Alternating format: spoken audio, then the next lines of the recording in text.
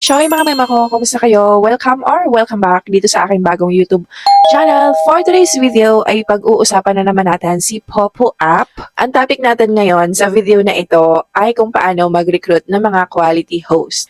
Ito ay perfect doon sa mga baguhang agent dito sa loob ng application. Maraming gustong maging agent dito sa loob ng application dahil nga may opportunity ito na makabuo ng malaking team at syempre makatulong sa mga bagong host. Pero alam nyo ba na ang sikreto ng successful agent ay hindi po sa paramihan ng mga recruits, kundi ang pagkuha ng mga quality host na seryoso at willing talagang matuto.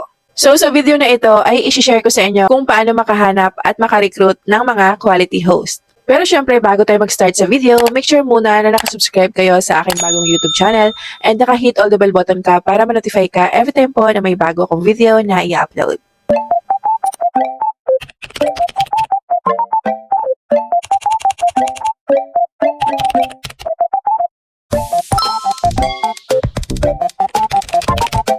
Sa mga wala pa nitong Popo App, available po yung app link natin sa may pinned comment section or description below. And kung wala pa kayong agency, gusto nyo sumali sa aking team, feel free po to enter my agency code. Tapos kung gusto nyo namang mag-agent dito sa loob ng application, syempre available din po yung ating link dyan. Pwede kayo mag-apply sa baba. Okay, start na tayo. Kapag ikaw ay bagong agent dito sa loob ng app, tip number 1 na pwede mong i-apply is alamin ang hinahanap mo.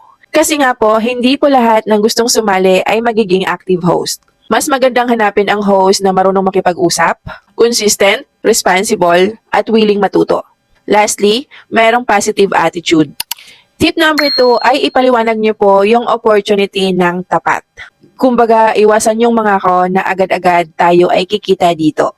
Mas mabuting ipaliwanag nyo kung ano-ano ang mga ginagawa bilang isang host. Ano-ano ang mga responsibilidad bilang isang host. At syempre, ipaliwanag mo rin na yung mga kikitain natin dito sa loob ng application ay resulta po yan or bunga po sa pagsisikap ng bawat isa.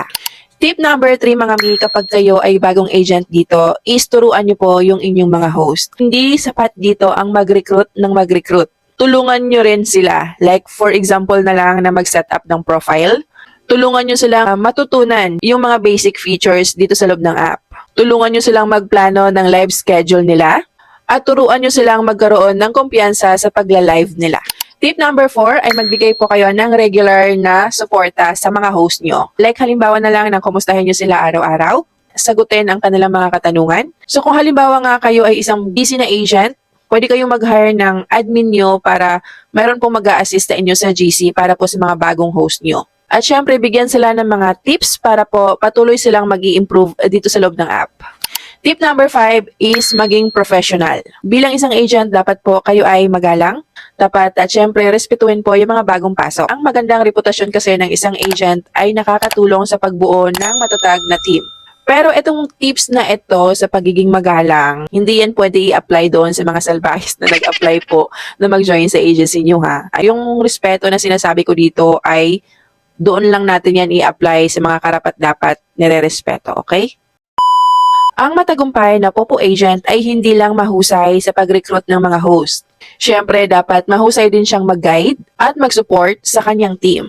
Kapag kasi ikaw ay nakatuon sa kalidad, tamang information at sinasabi mo yung totoo bilang isang agent, at meron kayong magandang samahan, mas malaki ang tsansa na magkaroon ka ng mga active at motivated na mga host. Kaya naman kung nagustuhan nyo ang topic natin for today, huwag nyo ako kalimutang i-subscribe, i-like ang video na ito, and syempre i-share po ang video natin na ito doon sa mga gusto pang matuto tungkol dito kay Popo App. So kung meron pa kayong gustong gawa natin ng video regarding dito kay Popo App at sa iba pang mga earning applications, huwag kayong mahiyang mag-comment down below. By the way mga mi, kung kayo nga po ay naghahanap ng murang mabibilhan ng coins para dito kay Popo App, and hindi lang sila dito nagbebenta ng coins dahil sila rin po ay available sa Bigo, sa Star Maker, sa Chomet, sa Sugo, at sa iba pang mga earning applications. Alam nyo ba na si KukuDP ay nagbebenta nga po ng sobrang mura lamang. Hindi lang po yan dahil sila nga po ay open po 24 hours. Sobrang bilis lamang ng kanilang transaksyon. Minutes or seconds lamang na sa inyong account na po yung inyong binibiling coins dito kay KukuDP. Paano nga ba kayo makakapunta sa kanilang shop? Siyempre, i-click nyo lang yung mga link na nasa pinned comment section or description below and automatic na kayo makakapunta dito sa kanilang shop. And dito ay makikita nyo agad-agad yung sobrang daming mga live streaming applications and mga viral games na kinaaadikan ng ng mga gamers ngayon. So kung halimbawa nga po ay gusto nyo bumili ng coins para kay Popo, syempre i-click nyo lang yung application, mag-enter lamang kayo ng ID number nyo, pumili lamang kayo ng package na gusto nyo i-avail and mag-send payment lamang po kayo. Dito ay tumatanggap sila ng payment via GCash, Paymaya, KuCoin, bank transfer, and marami pang iba. Maliban dyan, kami din po ay namimigay ng tag 10,000 yellow coins para po sa 10 tao. Every week po namin ginaganap yan, kaya make sure lamang din na nakafollow kayo sa aking bagong FB page dahil dito ako nagpo-post ng mga mechanics regarding nga po sa mga pag-giveaway namin. Yan lang muna for today's video. Thank you for watching. See you on my next one. Bye!